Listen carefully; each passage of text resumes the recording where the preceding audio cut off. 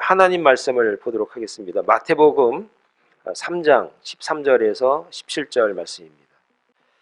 마태복음 3장 13절부터 17절까지의 말씀입니다. 우리가 한 목소리로 보도록 하겠습니다. 이때에 예수께서 갈릴리로부터 요단강에 이르러 요한에게 세례를 받으려 하시니 요한이 말려 이르되 내가 당신에게서 세례를 받아야 할 터인데 당신이 내게로 오시나이까? 예수께서 대답하여 이르시되 이제 허락하라. 우리가 이와 같이 하여 모든 의를 이루는 것이 합당하니라 하시니 이에 요한이 허락하는지라. 예수께서 세례를 받으시고 곧 물에서 올라오실새 하늘이 열리고 하나님의 성령이 비둘기같이 내려 자기 위에 임하심을 보시더니 하늘로부터 소리가 있어 말씀하시되 이는 내 사랑하는 아들이요 내 기뻐하는 자라 하시니라. 아멘. 하나님 찬양을 드렸습니다. 우리 찬양을 받으시고 하나님 이 시간 은혜 주시옵소서.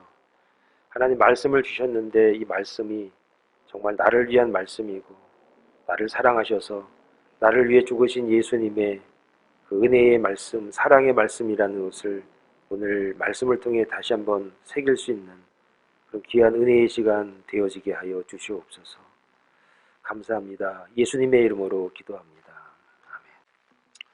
오늘 왜 이렇게 숙연한지 모르겠습니다. 왜 이렇게 숙연한지 모르겠습니다.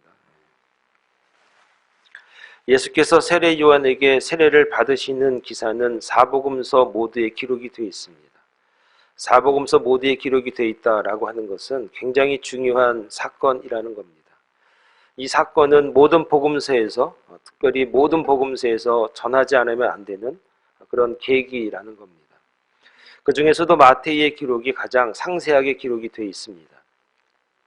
이는 다른 어느 복음서보다도 구약의 예언의 성취로서의 그리스도 혹은 지나간 시대, 새 시대의 연관을 하는 중요한 본문이라고 말씀을 드릴 수 있습니다. 여러분, 죄인들이 세례를 받는 이유는 죄사함 받고 세례받고 구원받는다, 그런 의미와 상징이 되는 겁니다. 그래서 세례는 누가 받는가? 죄인들이 받는 겁니다. 그런데 죄인들이 받아야 하는 세례를 예수님께서 친히 받으신 것은 아마 의아한 일이라고 말씀드릴 수 있습니다. 아마 세례 요한도 이 세례를 베풀 때 굉장히 두렵고 어려웠을 것이다 라고 생각할 수 있습니다. 그렇다면 예수님께서 왜 굳이 세례를 받으시는가? 죄가 없으신 예수님께서 세례를 받으신 이유가 오늘 우리에게 어떤 관계가 있는가? 성경에 나와 있는 그 모든 말씀들은 사실 우리와 관계지어서 보게 하신 겁니다. 세례 받으신 예수님의 이 모습은, 이 말씀은 분명히 우리와 관계가 있을 겁니다. 바로 오늘의 말씀은 그런 의문으로부터, 질문으로부터 시작이 됩니다. 예수님이 왜 세례 받으셨을까? 그 의미는 무엇이냐? 첫 번째는 예수님의 겸손을 우리에게 말하고 있습니다. 13절에 이렇게 말합니다. 이때에 예수께서 갈릴리로부터 요단강에 이르러 요한에게 세례를 받으려 하시니, 이렇게 말씀이 시작합니다. 여러분, 갈릴리라고 하는 지역은 나사렛을 포함하고 있습니다.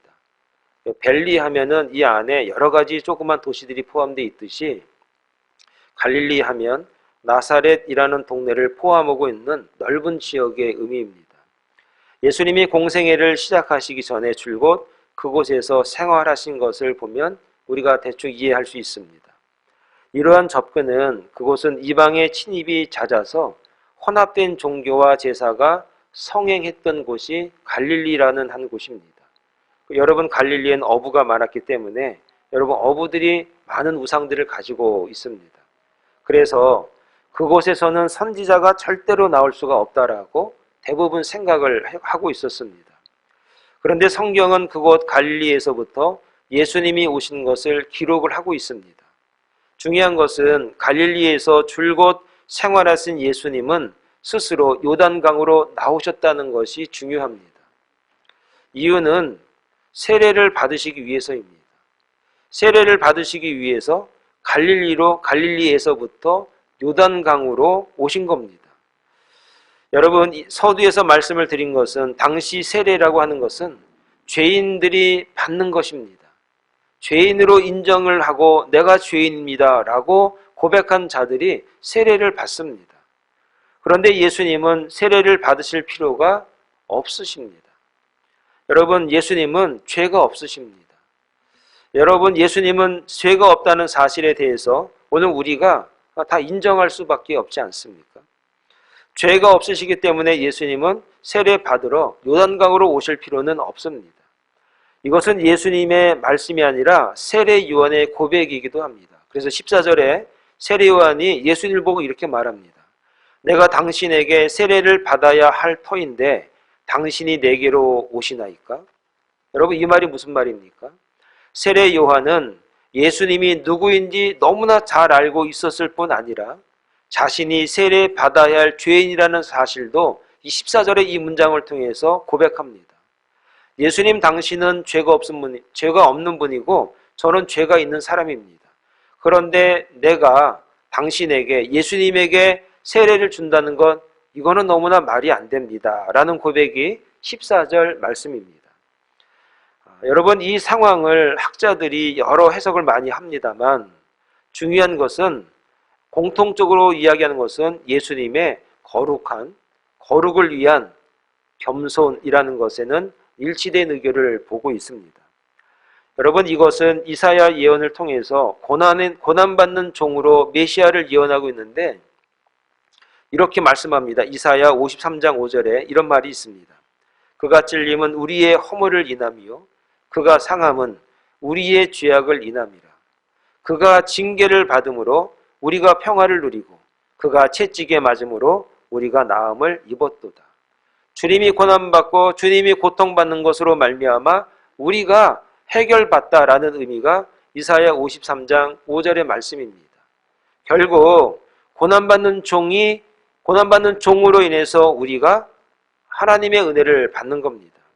여러분, 이 말씀은 예수 그리스도의 대속의 의미를 너무도 분명하게 예언한 이사야의 말씀입니다. 예수님이 세례를 받으신 것은 바로 이러한 맥락으로 이해를 해야만이 이해가 되어질 수가 있습니다. 전혀 죄가 없으신 분이지만 죄인들과 동일시하기 위해서 스스로 죄인의 자리로 내려오신, 죄인의 자리에 서신 것입니다. 갈라디아서 2장 20절에 보면 이렇게 말씀합니다. 내가 그리스도와 함께 십자가에 못 박혔나니 그런즉 이제는 내가 사는 것이 아니요 오직 내 안에 그리스도께서 사시는 것이라.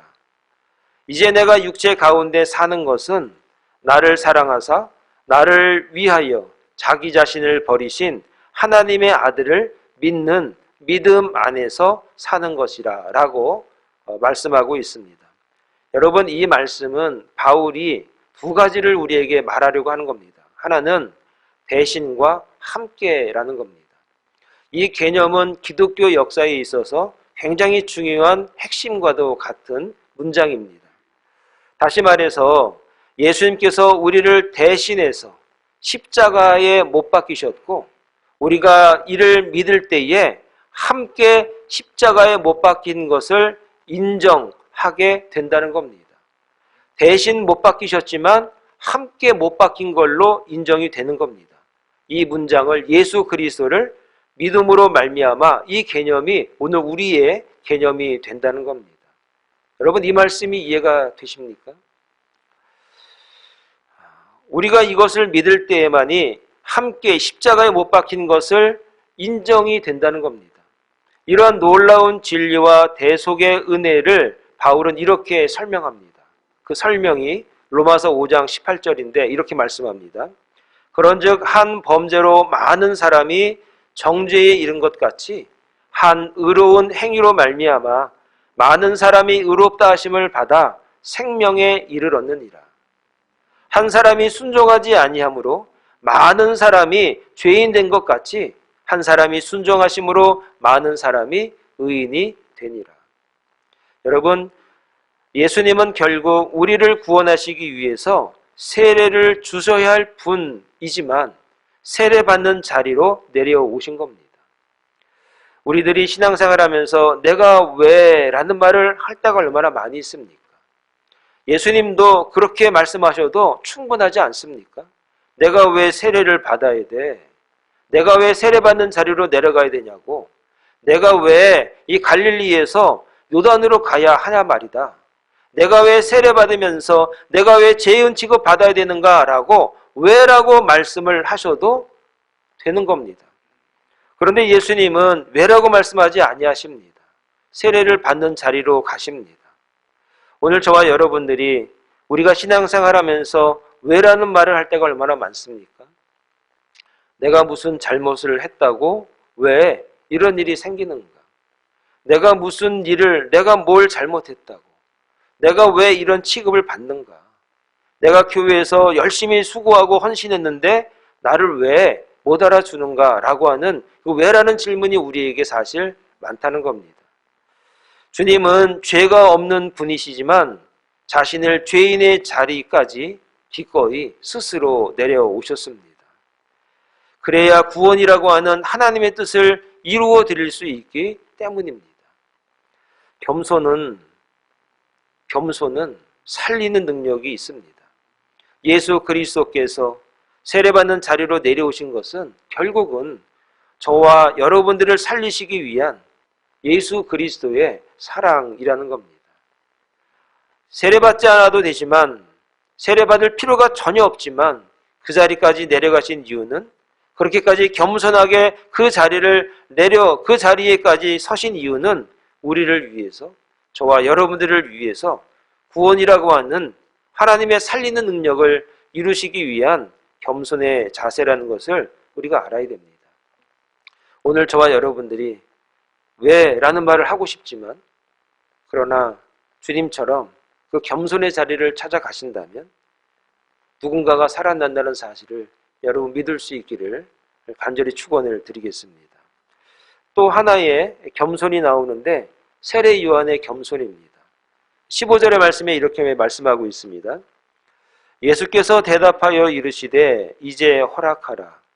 우리가 이와 같이 하여 모든 의를 이루는 것이 합당하니라 하시니 이에 요한이 허락하는지라. 이렇게 15절에 말씀하고 있습니다. 여러분 14절에서 세례 요한은 자신이 세례를 줄 만한 자격이 없다는 것을 고백하고 있습니다. 저는 세례 줄 수 없습니다. 세례 줄 자격이 없습니다. 라는 고백이 14절의 고백입니다. 아마 세례 요한이 예수님에게 세례를 준다는 것이 얼마나 죽을 맛일까? 아, 영광입니다. 이런 것이 아니라 얼마나 죽을 맛일까? 얼마나 하고 싶은 일이 아닐까? 여러분, 하고 싶다고 해서 할 수 있는 것이 아닌 겁니다. 이거는 하고 싶다고 해서 내가 할게 할 수 있는 그런 일이 아닌 겁니다. 그런데 예수님이 말씀하십니다. 아니다. 허락하라. 허락해. 예수님이 허락하라고 하니까 세례 요한이 어쩔 수 없이 세례를 베풉니다. 저는 이 장면이 세례 요한의 순종이라고 생각합니다. 자기가 봤을 때 나는 자격이 없는 겁니다. 자기가 자기를 봤을 때, 여러분 이 부분이 우리의 신앙생활에 있어서 정말 저는 중요한 포인트라고 생각합니다. 우리들이 세례를 줄 수 있는 자격이 없습니다. 우리들이 죄인이 죄가 없으신 하나님 앞에 세례를 베풀 수 있다는 것, 이거는 전혀 맞지 않는 상황이고 이건 가능한 일이 아닌 것입니다. 이걸 세례 요한이 왜 몰랐겠습니까? 너무나 잘 알고 있었습니다. 그러나 예수님께서 세례를 받으시겠다고 하니까 세례를 베푸시는 겁니다. 주님이 받으시겠다고 하니까, 허락하라고 하니까 세례 요한이 정말 두렵지만 이렇게 해서는 안 되는 줄 알지만 나는 자격이 없지만 정말 세례를 받을 수 있는 위치가 아니지만 세례를 베푼 겁니다. 저는 이 부분이 정말 세례 요한의 겸손이라고 말하고 싶습니다. 저 같았으면 도망갔을 것 같습니다. 아마 여러분 같으면 어떻게 하셨겠습니까? 아마 아니라고 얼마나 여러분 긋고 반대하고 도망가고 아마 여러 가지 일들이 있지 않았겠습니까? 그런데 세례 요한이 예수님의 허락하라는 이 말에 세례를 베푼 겁니다. 여러분 이 말씀을 한번 고민해 보시기 바랍니다. 우리가 교회에서 주님 앞에 하나님 앞에 봉사하고 헌신합니다. 우리가 봉사한다고 봉사합니다. 헌신한다고 헌신합니다. 그리고 사역한다고 하면서 사역을 하지만 저 같은 경우는 목회라고 하는 것을 합니다. 그런데 우리들이 하나님과 교회를 위해서 봉사할 능력이 있거나 자격이 충분해서 또한 그럴 만한 충분한 능력이 되어서 봉사하는 것이라고 생각한다면 오늘 세례 요한이 겪고 있었던, 고민하고 있었던 이 부분이 오늘 우리의 마음속에 들어와야 합니다.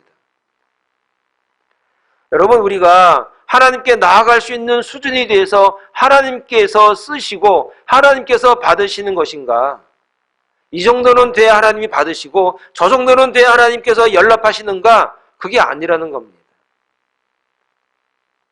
그분이 하게 하시니까 하는 겁니다.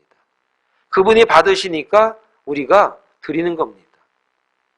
우리가 하는 봉사나 우리가 하는 여러 가지 헌신이나 모든 하나님 앞에서 행하는 그 모든 것들이 우리가 어느 수준이 되어서 하나님이 그걸 받으시겠다는 게 아닙니다. 수준이 안 되지만, 그럴 가능성이 없지만, 그럴 능력이 없지만 주님께서 허락하라고 하시니, 주님이 받으시겠다고 하니 드리는 겁니다.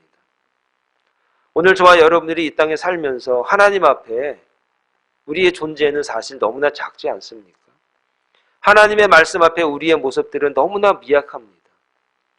우리가 학교를 나오고 대학원을 나오고 박사학위를 받아도 하나님의 수준에는 정말 너무나 미약한 존재인데 하나님이 이 목회를 받으시고 또 이러한 수준의 모습을 받으시고 이렇게 감당하게 하시는 것은 하나님이 허락을 하시기 때문이라는 겁니다. 모든 주체가 하나님에게 있는 것입니다. 우리가 결정하거나 우리가 결론을 내리는 것은 사실은 너무나 이치에 맞지 않는 겁니다. 하나님이 허락하시니 하나님이 받으시겠다고 하니까 하나님 앞에 순종하는 마음으로 세례 요한처럼 세례를 드리는 겁니다. 여러분, 이러한 마음으로 순종하고 봉사하고 헌신하는 것, 세례 요한의 이 모습을 여러분 떠올리시면서 하나님 앞에 쓰임 받으시고 하나님 앞에 봉사하시고 하나님 앞에 헌신하실 때 하나님은 우리에게 은혜를 주십니다. 하나님이 큰 은혜를 주십니다. 이러한 세례 요한의 순종 뒤에 하나님의 은혜가 있는데 그게 16절, 17절 말씀입니다. 그 첫 번째 은혜가 무엇이냐? 하늘의 문이 열렸습니다. 자, 16절의 말씀을 제가 읽어드리면 이렇습니다. 예수께서 세례를 받으시고 곧 물에서 올라오실새 하늘이 열리고 하나님의 성령이 비둘기같이 내려 자기 위에 임하심을 보시더니, 이렇게 16절에 기록합니다. 자, 세례를 베풀었습니다. 세례가 있었습니다. 주님 앞에 감히 세례 요한이 세례를 드렸습니다. 요 부분을 지나갈 때마다 제가 저희 아버님 앞에 머리에 손을 얹고 세례를 준 기억이 너무나 기억이 많이 납니다. 목사 아버지니까 장로님인 줄 알고 장로님 이러니까 자기는 세례받지도 못한 아무것도 아닌 존재인데 그런 말을 듣는 게 너무 부끄럽고 또 거부도 못하게 했고 또 자식 체면도 생각하고 이러다 보니까 어느 날 전화가 오셔서 아들 목사님 이번 명절에 오실 때 저 세례 좀 주시기 바랍니다. 그래서 명절 때 세례를 드렸던 기억이 납니다. 그때 제 앞에서 무릎을 꿇으시고 세례 받을 때 제가 그랬습니다. 아버지, 아들 김원기 목사한테 무릎 꿇는 게 아닙니다. 하나님 앞에 무릎을 꿇는 겁니다. 저는 주님을 대신해서 주님의 이름으로 세례를 드립니다. 뜨겁게 눈물 흘리셨던 그 아버지. 오늘 이 모습이 아마 세례 요한의 모습이 아마 더 큰 모습이지 않았겠습니까? 이러한 세례 뒤에 하나님께서 은혜를 주시는데 하늘문이 열리게 하셨습니다. 여러분, 하늘이 열렸다는 것은 어떤 변화를 봤다는 것이겠죠. 거기에 많은 사람들이 있었을 겁니다. 그때 하늘문이 열렸다는 것, 아마 신비로운 광경을 봤을 겁니다. 어떤 모습인지 오늘 우리가 이해하기는 어렵지만, 그러나 이것이 어떤 하늘의 변화를 이해하기보다 이것을 영적으로 이해할 때는 어떤 의미가 되냐면, 이 의미는 하나님과의 관계가 드디어 이루어졌다는 것입니다. 여러분, 하늘의 문이 열렸다는 것은, 우리를 향해서 하늘의 문이 열렸다는 것은 하나님과 우리와 관계가 드디어 만들어졌다는 겁니다. 하나님과 아주 밀접한 관계가 형성이 되었다는 겁니다. 여러분, 이것이 축복입니다. 여러분, 신앙생활하면서 가장 큰 축복이 무엇입니까? 공부 잘하고 돈 많이 벌고 출세하는 것, 그것도 참 좋은 거죠. 그런데 진짜 큰 축복이 무엇이냐? 하나님과 우리와 아주 밀접한 관계가 되었다는 것. 하나님과 우리가 이제 뗄 수 없는 관계가 되었다는 것. 여러분, 이것만큼 축복이 세상에 어디 있겠습니까? 여러분, 하나님과의 밀접한 관계라는 것은 아주 이제 가까워서 이제는 그분의 뜻도 알겠지만 하나님이 나를 너무나 잘 알고 계시는 겁니다. 여러분, 이것이 얼마나 축복입니까? 여러분, 이것이 얼마나 우리가 정말로 갖고 싶어야 할 하나님의 축복입니까? 이렇게 밀접한 관계가 이루어졌다는 것만큼 우리의 삶에 있어서 가장 큰 은혜는 없는 겁니다. 여러분, 하나님과 얼마나 가까우십니까? 여러분, 하나님과 얼마나 가까우십니까? 여러분, 하나님의 그 가까우심을 여러분 느끼십니까? 그 하나님의 가까이 계심으로 말미암아 밀접한 관계가 되어서 그분이 여러분에게 지금 무엇을 하고 계십니까? 어떤 음성을 주십니까? 어떤 말씀을 하십니까? 여러분, 우리가 이러한 축복을 받아야 됩니다. 저는 다른 축복은 모르겠지만 하나님과 가까워지는 이 축복, 하나님과의 관계가 새로워지는 이 축복을 받는 것이 오늘 저와 여러분들이 정말 평생 가지고 싶을 그런 축복이 되어야 한다고 저는 믿습니다. 겸손히 세례를 받으면 하늘문이 열립니다. 겸손히 죄인의 자리에 내려가면 하나님과의 관계가 드디어 이루어집니다. 그동안에 우리가 나를 지키기 위해서, 안 내려가기 위해서 얼마나 버팅겼습니까? 여러분, 그 자리에 주님처럼 내려가 보시기 바랍니다. 그럼 하늘문이 열립니다. 여러분이 가지고 있었던 모든 문제가 드디어 이제 해결될 것 같습니다. 그 은혜가 오늘 우리의 은혜가 되길 바랍니다. 그 은혜가 우리 교회의 은혜가 되길 바랍니다. 두 번째, 성령이 비둘기처럼 내려 임했다고 말씀합니다. 16절을 제가 다시 한번 읽습니다. 예수께서 세례를 받으시고 곧 물에서 올라오실새 하늘이 열리고 하나님의 성령이 비둘기같이 내려 자기 위에 임하심을 보시더니, 이렇게 말씀합니다. 여러분, 성령이 비둘기같이 내려 자기 위에 임하심을 보시더니, 이 말씀이 무슨 말입니까? 하늘에서 뭔가 변화가 있었던 것 같습니다. 그 자리에 많은 사람들이 이것을 목격합니다. 정말 무슨 변화가 있는데 뭐가 이렇게 내려오는데 비둘기 같다, 이렇게 표현합니다. 여러분, 비둘기가 상징하는 의미가 무엇이죠? 비둘기가 뭘 상징합니까? 평화를 상징하죠. 비둘기는 옛날이나 지금이나 평화의 상징입니다. 그러니까 성령이 뭐가 내려오는 것 같은데, 비둘기같이 내려온다는 것 같은데 보니까 그렇게 평화로울 수가 없는 겁니다. 그렇게 평화가 임하는 것 같습니다. 여러분, 은혜 받으면 어떻게 되죠? 평화롭습니다. 하나님의 은혜가 충만하면 정말 평화롭습니다. 교회가 성령이 충만하면요, 평화롭습니다. 여러분, 가정이 성령이 충만하면 평화롭습니다. 사고가 없고 사건이 없고 문제가 없어서 평화로운 게 아니라 모든 문제 가운데서도 평화롭습니다. 많은 사람들이 세례 받으시고 물로 나오시는데 하늘이 열립니다. 뭐가 정말 신비로운 게 임하는데 그렇게 평화로울 수가 없습니다. 아마 주님의 얼굴을 바라봤는데 정말 그렇게 평화로울 수가 없는 겁니다. 여러분들 얼굴은 어떻습니까? 제 얼굴은 좀 어떻습니까? 요즘 제 얼굴을 보는 사람들이 기도 제목이 많으신가 봐요. 이렇게 얘기를 하더군요. 여러분, 저와 여러분들이 은혜 받아야 됩니다. 성령의 임재를 경험하셔야 됩니다. 하늘문이 열리고 성령의 임재를 경험하시고 성령의 만지심을 경험할 때 우리가 비로소 평화가 임하게 됩니다. 여러분, 성령이 비둘기같이 내려서 자기 위에 임하심을 받다라고 할 때 임하심이라는 의미는 무엇이냐면 원래 의미는 만지다 그런 뜻입니다. 하나님이 만져주신 겁니다. 성령이 평화롭게 임하셨는데 그것은 하나님이 드디어 우리를 만지신 겁니다. 주님을 만지시고 주님이 우리를 터치하신 것입니다. 여러분, 이것이 오늘 우리에게 얼마나 큰 은혜입니까? 하나님이 우리를 만지셨습니다. 주님이 만지신다는 것은 오늘 우리에게 하나님이 우리를 만져주셨다는 것은 우리에게 이제는 모든 문제는 해결이 된다는 겁니다. 그러니까 평화로운 겁니다. 그동안에 문제다, 걱정이다, 이거 왜 이러지, 저 이러지 라고 하면서 크게 우리가 걱정하고 있었던 것, 상처를 안고 또 안고 또 안고 또 안고 의문하고 의심하고 이런 모든 것들이 하나님의 만지심으로 말미암아 평화롭게 해결이 되는 겁니다. 여러분, 문제가 좀 있으십니까?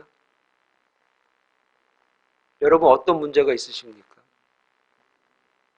여러분, 어떤 문제 때문에 여러분의 신앙생활이 하나님 앞에 나아가는 것을 막고 있습니까? 여러분, 이 자리에 앉아 계시지만 땀만 먹고 계신 분들 있을 줄 압니다. 그런데 그 모든 것들의 문제는 하나님의 만지심으로 해결이 되는 겁니다. 오늘 이 시간 저와 여러분들에게 이 평화의 은혜, 하나님의 만지심의 축복이 오늘 우리에게 함께하기를 축원합니다. 이 만지심으로 말미암아 회복이 이루어집니다. 이 만지심은 치료가 이루어집니다. 이 만지심은 모든 문제를 해결하는 하나님의 축복이라는 사실을 여러분 믿으시기 바랍니다. 여러분이 가지고 있던 그 모든 문제 덩어리를 이 성령의 만지심, 하나님의 만지심으로 말미암아 해결되는, 회복되는 역사가 오늘 이 시간, 오늘 저와 여러분들에게 함께할 줄 믿습니다. 여러분, 이 말씀을 믿으시고 이 말씀을 통하여서 회복됨을 경험하는 거룩한 주의 종들이 되시기를 간절히 축원을 드립니다. 하나 더 말씀을 드리면, 마지막으로 하늘에서부터 하나님의 음성이 들려지기 시작합니다. 17절의 말씀인데 이렇게 말씀합니다. 하늘로부터 소리가 있어 말씀하시되 이는 내 사랑하는 아들이요 내 기뻐하는 자라 하시니라. 성령이 충만함으로 이제 평화가 임했습니다. 그리고 나서 마지막으로 하나님이 말씀하셨습니다. 음성을 주셨습니다. 여러분, 이 문장을 가만히 보면 예수님에게 하는 말입니까? 아니면 예수님을 바라보고 있는 사람들에게 하는 말입니까? 이는 내 사랑하는 아들이고 내가 기뻐하는 자야. 누구한테 하는 말입니까? 그 자리에 함께하는 사람에게 얘기하는 겁니다. 오늘 우리에게 하는 말입니다. 이 예수는, 나사렛에서 온 이 예수는, 갈릴리에서 세례받으러 온 이 예수는 내 사랑하는 아들이고 내가 기뻐하는 자야 라고 오늘 우리에게 설명하시는 겁니다. 우리에게 말씀하시는 겁니다. 여러분, 하나님의 음성이 우리에게 들릴 때가 있습니다. 하나님의 음성을 들으려고 노력하는 자들이 많이 있습니다. 그런데 하나님의 음성은요, 그 당시에 이런 큰 은혜 가운데서 여러 가지로 들리지 않습니다. 저는요, 이 말 들었다 저런 말 들었다 하신 분들 사실 그 말 제가 신뢰하지는 않습니다. 그냥 목회자니까 그러시냐고 그냥 그러는 겁니다. 죄송합니다. 그런데 하나님의 음성은 하나밖에 없습니다. 이는 내 사랑하는 아들이야. 이는 내 사랑하는 아들이야. 이는 내 사랑하는 아들이고 내가 정말 이 아들을 통해서 내가 기뻐해. 이 아들을 통해서 내가 기쁨을 받아. 여러분, 예수님은 하나님의 아들이라는 것을 하나님이 말씀하시는 겁니다. 내가 하나님의 아들이에요. 내가 메시아라고. 이런 건 그래서 다 가짜인 겁니다. 이렇게 말하는 모든 매체는 다 그건 가짜입니다. 그건 들을 필요가 없습니다. 성경에서 하나님이 음성으로 듣게 해주시는 겁니다. 내가 계룡산에 몇 년 있었더니 이거 다 가짜입니다. 그거 가짜가 다 가짜. 하나님이 예수님을 소개하는 겁니다. 우리에게. 내 아들이라고. 내가 이 아들을 통해 내가 너무 기쁘다고. 여러분, 이 음성이 우리에게 들려진다는 것은 예수님을 하나님이 기뻐하시는 자라는 것을 믿는 믿음이 있을 때 이 음성이 우리에게 들리는 거예요. 여러분, 그 믿음이 있으시기 바랍니다. 하나님으로부터 음성을 듣게 되는 자에게 세상의 모든 문제는 더 이상 문제가 아닙니다. 교회는 바로 예수 그리스도가 하나님의 아들이시라는 것을 믿는 믿음 안에서 세워지는 것이고, 그리고 이것을 선포하기 위해서 이 세워지는 목적이 있다는 것을 오늘 우리가 알아야 됩니다. 여러분, 우리 교회는 예수 그리스도는 하나님의 아들이시고 이분을 통해서만이 하나님이 기뻐하신다는 것을 전하는 것, 이게 우리의 사명인 겁니다. 여러분, 이 사건이 왜 이렇게 중요하냐? 이처럼 예수님의 공생애의 시작은 이런 성령의 임재하심을 통해서 이제 양분이 됩니다. 예수님의 1살 때부터 30살까지의 삶과 이제 30살부터 33살까지의 삶이 이제 이 성령의 임재를 통해서 이제 달라지는 겁니다. 여러분, 성경에서 예수님의 10살 때, 5살 때, 15살 때, 초등학교 때, 중학교 때, 고등학교 때, 대학 다닐 때 이런 얘기 나옵니까? 안 나옵니까? 20살 때, 28살 때, 29살 때까지 무슨 일이 있었는지 성경에서 얘기합니까? 안 합니까? 내가 질문했으면 대답을 좀 하세요. 안 하잖아요. 왜 안 하죠? 없으니까. 할 말이 별로 없으니까. 이거 가지고 저한테 꼬투리 잡지 마세요. 2단, 3단, 4단 이런 얘기하지 마시고 여러분을 이해시키는 거예요, 지금. 자, 성경은 세례 받으시고 성령 받으시기 전에 예수님에 대해서 말씀하지 않아요. 이유는 간단합니다. 별일 없었어요. 나사렛에서 아버지 요셉의 일을 돕고 그냥 몫으로 열심히 일하고 건실하게 하나님 아버지의 뜻을 따라서, 그리고 자기 아버지, 육신의 아버지 요셉을 위해서 열심히 아버지를 도왔습니다. 아주 건장한 청년이었을 거예요. 저는 예수님이 근육질이었을 거라고 생각합니다. 그것도 울퉁불퉁한 근육질이 아니라 잔근육. 그래서 아주 단단한 몸이라고 생각해요. 왜냐하면 목수일을 했으니까 얼마나 열심히 일을 했겠어요. 그래서 전 예수님이 몸매 짱이었을 거라 예측을 하는 겁니다. 이런 예수님이 그렇게 계시다가 이제 때를 기다리시는 거죠. 하나님의 임재를 경험하는 그 때를 기다리시는 거죠. 그 때를 위해서 열심히 아름다운 청년으로 열심히 아버지를 돕고 동네에서 착하다는 얘기 들으면서 열심히 사는 거죠. 그 때를 기다리면서. 때가 됐습니다. 그리고 요단에 가서 세례를 받으시면서 성령의 임재를 경험하시고 그리고 사역하시기 시작한 겁니다. 여러분, 예수님이 성령 받으신 다음의 삶과 성령 받기 전의 삶은 완전히 달랐을 겁니다. 말투가 달랐을 것입니다. 말의 능력이 달랐을 것입니다. 표정과 걸음걸이와 모든 것들이 아마 달랐을 겁니다. 여러분, 은혜 받으면 달라지는 겁니다.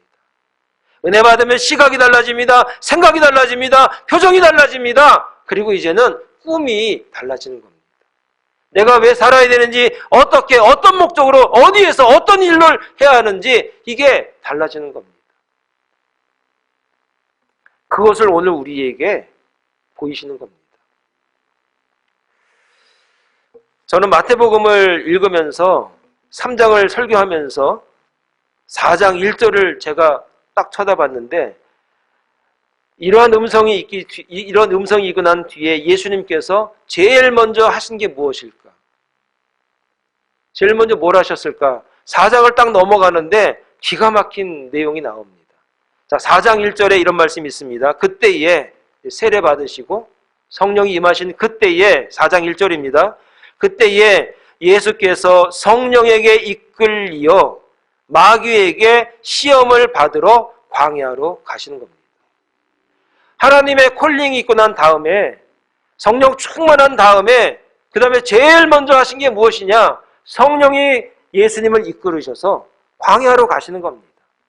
그 광야에서 마귀로부터 시험을 받는 겁니다. 우리가 이 4장의 내용을 잘 압니다. 예수님이 마귀의 시험에 이기셨습니까? 졌습니까? 예수님이 마귀의 시험에 이기셨습니까? 졌습니까? 여러분,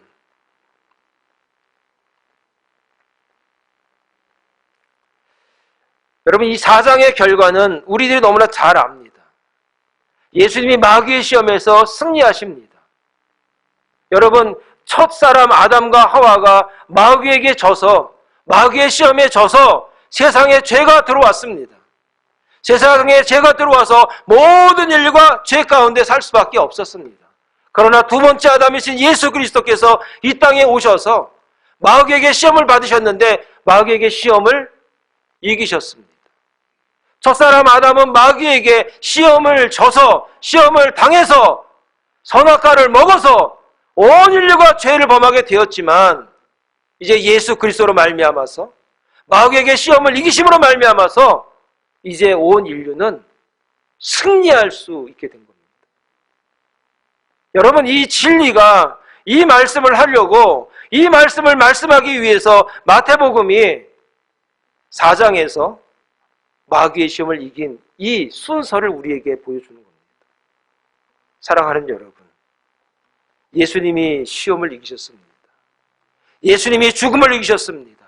마귀를 이기셨습니다. 오늘 저와 여러분들이 시험 들었습니다. 힘듭니다. 어려웁니다. 이제 모든 것을 예수 그리스도 앞에 내려놓으시고 승리하신 그 주님을 바라보시고 그분에게 다 내려놓을 때 우리는 승리의 삶을 살게 될 줄 믿습니다. 여러분, 이게 복음입니다. 이 복음의 말씀을 가지시고 승리하신 예수 그리스도를 쫓아 살아가는 여러분 주의 종들이 다 되시기를 간절히 축원을 드리겠습니다. 기도하겠습니다. 거룩하신 하나님 아버지, 은혜를 감사합니다. 하나님께서 예수 그리스도를 통하여서 세례받게 하셨습니다. 세례받지 않아도 되는 그 주님이 세례받는 자리에 가셨습니다. 그리고 세례받으시고 하늘문이 열리고 성령이 임재하시고 그리고 하나님의 음성이 들렸습니다. 이는 내 사랑하는 아들이고 내가 기뻐한다고. 그리고 시험 받으셨습니다. 당당히 시험을 이기셨습니다. 첫사람 아담은 시험에 져서 온 인류가 죄 가운데 빠졌지만 두 번째 아담이신 예수 그리스도께서 시험을 이기심으로, 마귀를 이기심으로, 죽음을 이기심으로 오늘 우리에게 구원이라고 하는 축복을 허락하셨습니다. 이 복음의 말씀을 통해서 이제 우리가 좌절하거나 실망하거나 낭망하거나 그런 것이 아니라 승리하신 예수 그리스도를 바라보면서 이제 승리의 삶, 기쁨의 삶, 평강의 삶을 살아가는 하나님의 종들이 되어지게 하여 주시옵소서. 예수님의 이름으로 기도합니다. 아멘.